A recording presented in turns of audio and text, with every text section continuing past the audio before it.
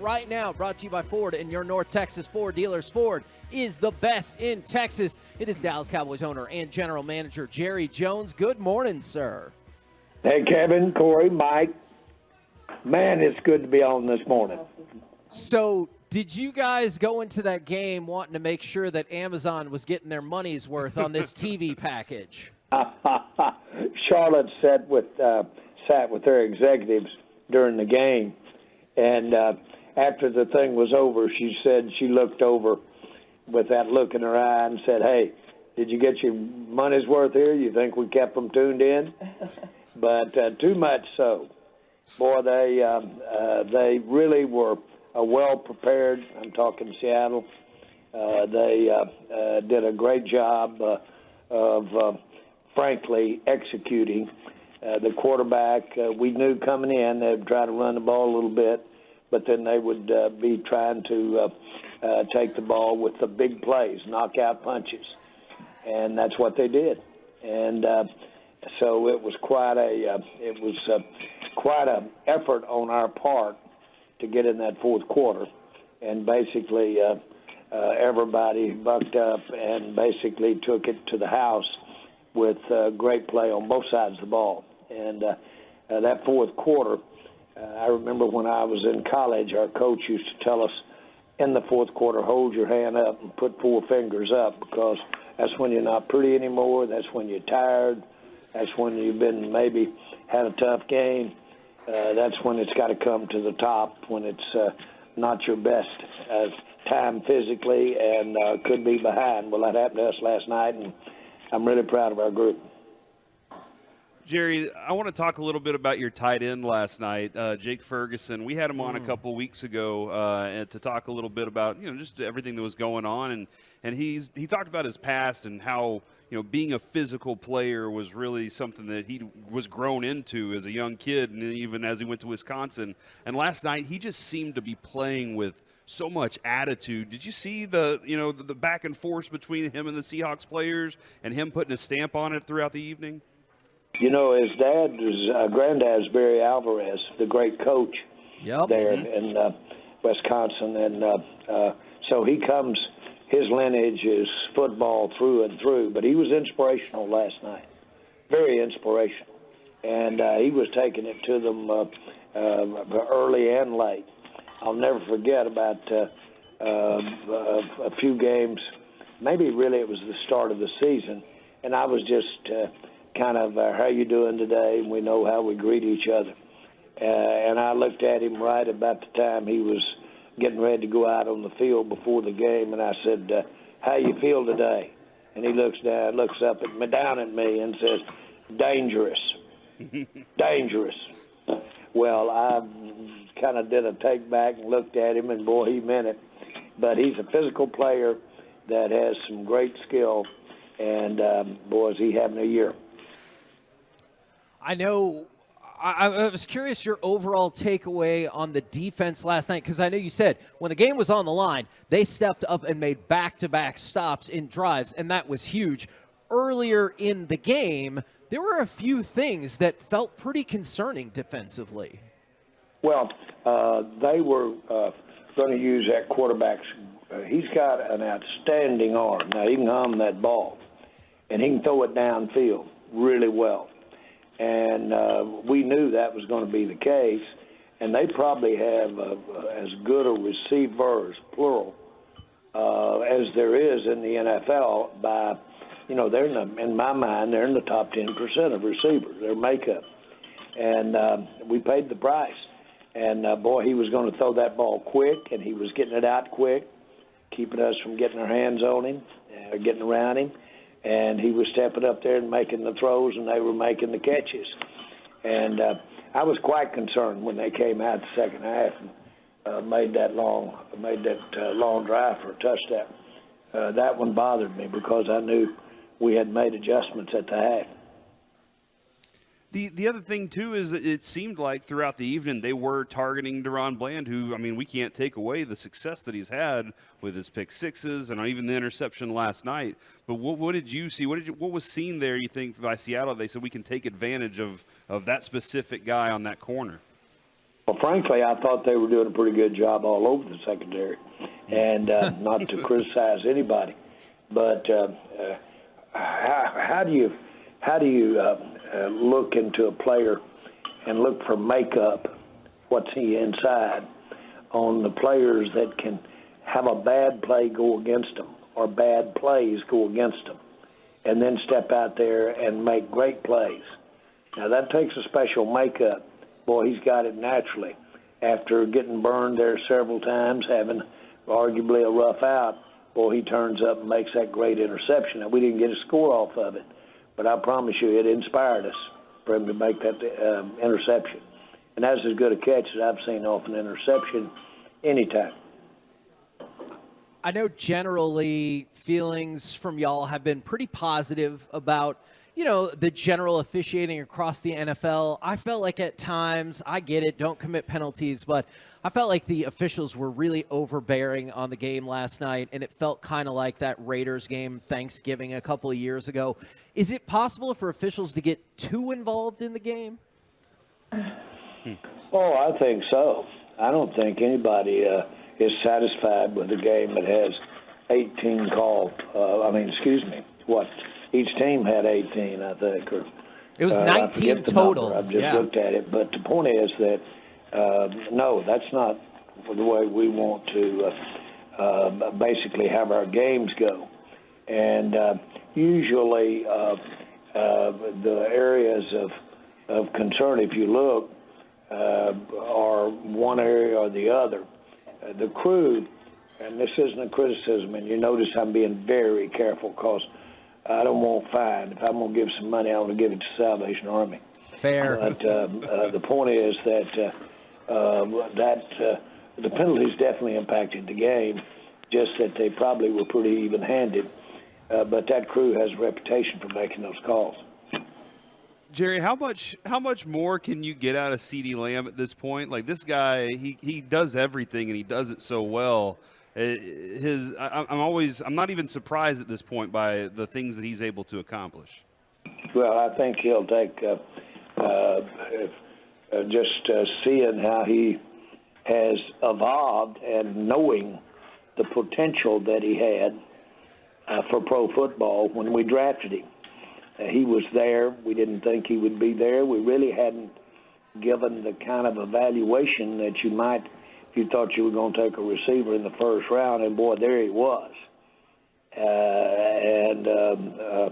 I was excited about him, too, because my best friend had just passed away that I played with at Arkansas, and he was number 88 Lamb, and he was an outstanding receiver. So that made it a good one. My grandson basically was saying, man, look at the production, because that was a COVID draft. Well, he was certainly evaluated to be an outstanding player, and to see how he has improved on that, and he has just taken his level of play up, and then more importantly, to see how Mike McCarthy and Dak, to be very pointed, are using him and getting the ball to him, giving him the opportunities. And it really is a credit to everybody concerned. Since you just mentioned a really interesting combination with Mike McCarthy and Dak Prescott is Dak's having probably the best season of his career. I'm curious, does the credit for that go to both of them? And what is their relationship like? Do you feel like they have a good relationship? Of course, they really do have, from my perspective, an outstanding relationship. Now, Mike McCarthy has outstanding people skills, and boy, is he he's the prototype of what you want. He's the prototype of what you want on a coach relationship with a player, much less that position at quarterback. And Dak is communicating, and they're your two key decision makers on the entire team relative to what's going on out there. I think it's a great combination. It's ideal, and like I've said many times, Mike would have been in this spot from day one had you not had Kellen Moore, and had he not really had the high opinion of Kellen Moore, and he wanted to, when he came in, Kellen Moore was a big plus for him. But the way this thing has evolved, I feel about as good about that relationship and how they're working together. And Dak believes in what Mike is trying to build here in terms of the offense.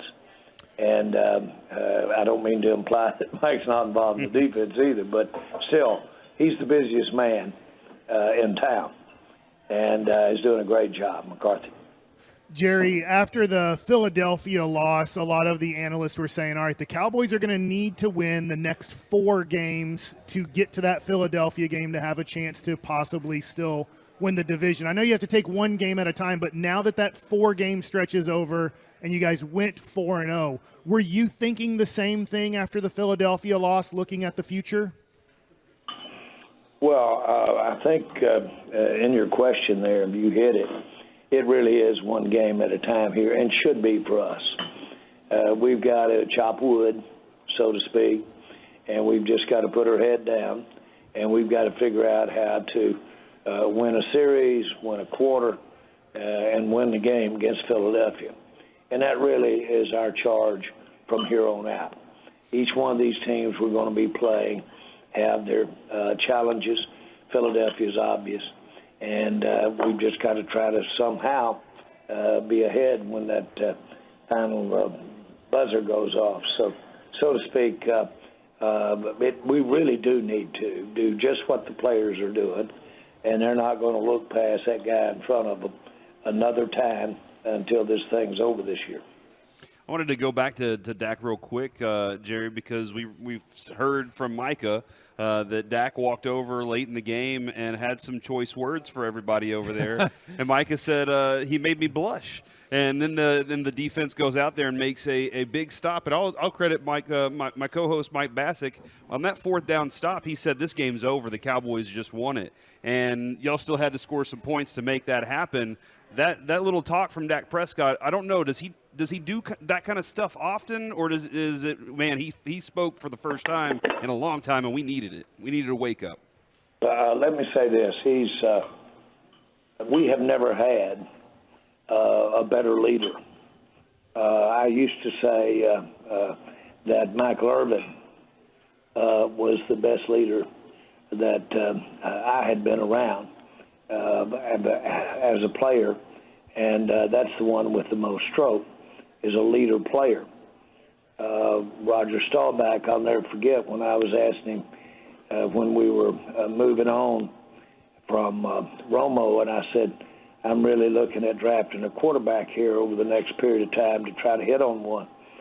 Would I get a move-around guy, or would I get a traditional pocket pass, drop-back pocket passer? He said, well, I don't know about that, Jerry, but the most important thing is get you somebody that the team will follow. Well, Dak Prescott's the best Pied Piper for everybody. I'm not just talking about the team. I'm talking about the coaches. He is the Pied Piper of the team, and he does a great job in this area. Often, it's kind of like when you say a player is an overachiever. Well, that implies that, well, maybe he's a little deficit in skill. Well, this is just not the case when you say this quarterback is a leader. He's the leader at the right spot, but more importantly, he's got extraordinary skills and got the more important, even than all of that, is how hard that he works at what he does. And he works harder than anybody we have known, coming from the classroom to the practice to the field. But the most important thing about all of this is Dak Prescott has had his proverbial butt kicked most of his life. And, boy, he understands playing down, because he's had a lot of down in his life. And when you want to really look at the number one thing in my mind that makes somebody successful, is that they've learned how to be down, get down licks, and then turn around and not flare and overcome them. That's what we've got at quarterback. And with all those kind words, I have no doubt that obviously you want to win a Super Bowl for you, for the franchise, for the city. and for Dak Prescott, you want to load up the team as much as possible. Any opportunity that this weekend y'all will be adding a new linebacker? What's the latest on Shaq Leonard? I really don't know there at all what that's going to be. The indication is right now that he will be addressing his future after this weekend, and so that's where we are on that one. And again, we had a great visit when he came through, and I'll just leave it at that. Jerry, we had big ownership news in the world of sports, is that Mark Cuban is selling the majority of the Dallas Mavericks to Miriam Adelson and also Patrick Dumont, and that's the Las Vegas Sands Corp. From what we understand, you have a good relationship with those people. What are your thoughts on the new owners of the Dallas Mavericks? Well, they're fine people. They were really in the hunt to build the new stadium that the Raiders have, and not necessarily at that location. But all three of them, her son-in-law, who's the day-to-day manager of their, certainly this project and these kinds of projects like Casino in that area, but they came with Sheldon while he was still living, and I spent a day with them out at the stadium here at AT&T and going over not only the stadium but philosophy that we have on running it and running the team and sports. And then I recently had a great meeting with her here in town early fall. She came in with her son-in-law, and we had a great meeting. She's outstanding. She's a doctor she came from Israel as an adult, is savvy. And she's got a good organization about her, with her there, and will unquestionably do a great job. As far as the decision that Mark made, I'll go along with his decisions anytime. And he knows how to make good ones, and he's made them. He's got a great story of his career and what he's done, and he didn't do that being dumb. And so I'll promise you this will be in the best interest, in my mind, of sports and the Maverick fans. And last thing here, Jerry, the whisper, the conversations that we've been having have been revolving around gambling here in Texas, and it's not legal here. And I'm just kind of curious with that kind of a move, a person who's been in Vegas and understands that. Is there a possibility for a lot of influence in a potential movement for gambling in Texas, and would that be a good ally to have? Well, of course, they have been successful in that area, but sports gaming, for instance, is probably in half the states in the United States. It's not in Texas, but it is in the United States. Now, that's different from location gambling, casino, that kind of thing. But we have great relationships with that industry in Oklahoma. And so I'm very much a proponent of what that does for sports, but I'm more a proponent of having it controlled, having it regulated, having it with accountability. And right now we have millions and millions of dollars that are going out of Texas, and gaming has uniquely, just take our lottery. The overwhelming benefactor with our lottery is our educational system and the kids and going to school. And so I'm a big proponent. It causes the biggest thing it does for sports and the NFL. It causes more people to get involved in a more intense way for longer periods of time watching the games. And that's a big plus. Man, appreciate the insight as always, good sir. Congratulations on the win. We will catch up with you next Friday. You bet, guys. Good to be on. Great to There you be go. on. Yeah. Heck yeah, it is. Bye, Jerry. Hey, There you go. Cowboys.